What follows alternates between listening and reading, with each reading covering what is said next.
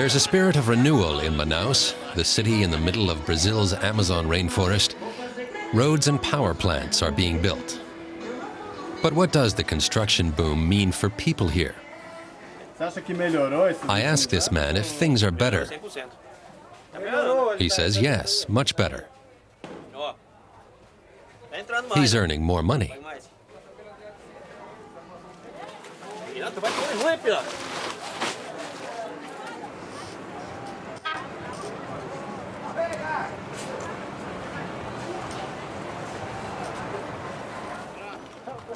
On the horizon, I see the first bridge over the Rio Negro. There are more major projects being planned. The region is changing rapidly. I ask this fisherman what exactly has changed. He says the traffic flow has improved. Getting in and out of town is much quicker now. At the moment, the bridge only connects Manaus, surrounded by forest and water, with the surrounding towns. But many here hope the bridge will one day connect with the rest of the highway system in Brazil. Politicians in Brazil have long dreamed of development in the Amazon region, but often those plans have failed. My next destination is Porto Velho on the Rio Madeira, where two hydroelectric plants are under construction, Girau and Santo Antonio. This dam from the Santo Antonio plant is in the last stage of construction. The government hopes the project will help speed up the pace of Brazil's economic growth. Not far from the power plant is the fishing harbor of Porto Velho, where I meet with web designer Nogueira. He's teaching his son to fish. Ai, tá puxando! Pra cima, pra cima. Roda, roda, roda. Olha só, que bonito. Catching fish here is child's play. The fish now gather under the wall of the dam, now that their migration route has been blocked off. I ask Nogueira what else has changed here. He says that they soon noticed that crime has increased, there's more traffic, and healthcare has become precarious. Those are the negative effects. But he says a positive effect has been the creation of new jobs.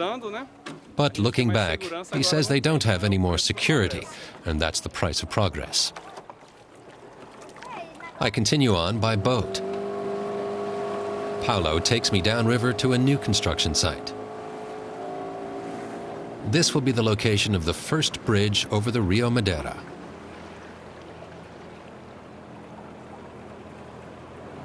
Paulo tells me that the bridge will connect Porto Velho with Manaus. We pass by the export harbor of Hermasa, where tons of soybeans are loaded onto ships bound for Asia, Australia, and Europe.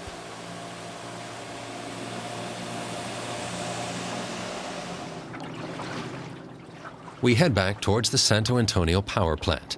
The landscape here has changed dramatically. Paulo says there was a waterfall that had been under protection.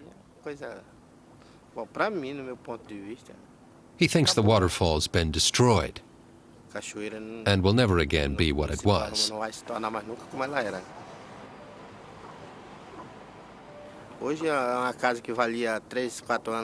Paulo goes on to say that houses that 3 or 4 years ago cost around 7,000 euros now cost 33,000 euros.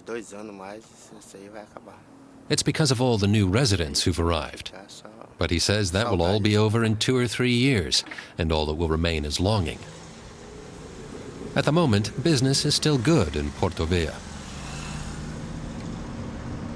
I want to go to Nova Mutum Paranhá, a brand new village built by the power company.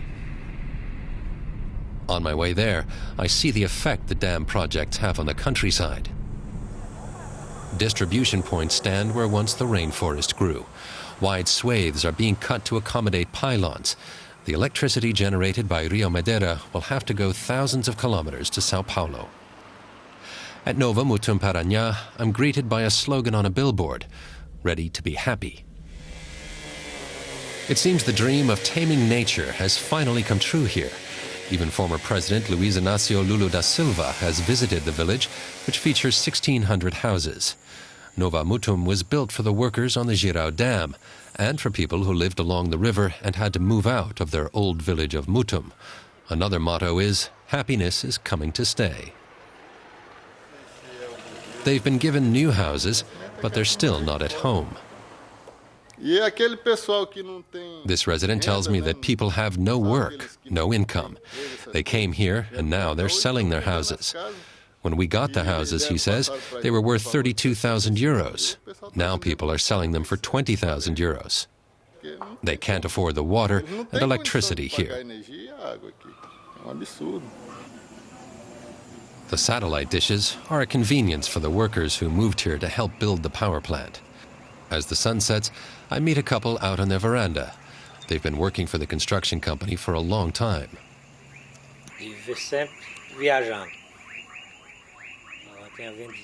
They tell me that they always go where the work is. They'd been in Santa Catarina before they came here, and before that in Paraná and Sao Paulo. They say that according to the company, things here will be wrapped up soon, and they'll move to Para, where the Belo Monte power plant will be built. They're already sending workers there. My last stop is the Teutonia waterfall. It used to be a natural paradise with a small fishing village. Now it's at risk. The waterfall is above the dam in an area that's to be flooded. A few days from now, these rocks will no longer be visible. I wonder what has happened to the people who until recently lived from fishing and tourism. On the riverbank, I meet a woman from the former fishing village. She's come to see what's become of her family's boat, which is now full of water. Nossa Senhora.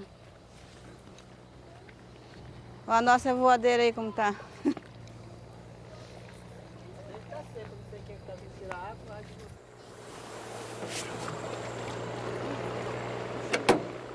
Lyja is a fisherwoman who's lived here for a long time. She rarely comes to fish anymore. She says that for the past year there have hardly been any fish above the retaining wall. She doesn't know if the fish will ever return. A group of biologists has arrived. They've been hired by the electric company to save animals threatened by the dam. There's a snake in that box. It'll be taken to a collection point before it's released elsewhere. The water continues to rise, and along with it, the awareness that from now on, everything will be different. Lyja points out where she and her family used to live.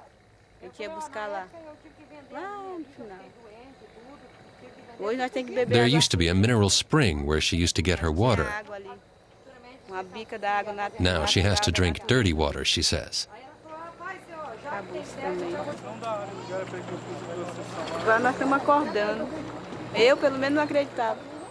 She says that now people are waking up, including herself. She hadn't believed all the warnings before, and it makes her very sad. Now it's reality, a reality that has caught up to people who thought the warnings were a lie. A dredger pans for gold. I'm slightly dizzy as I leave. The changes in this area are happening at a pace that takes your breath away.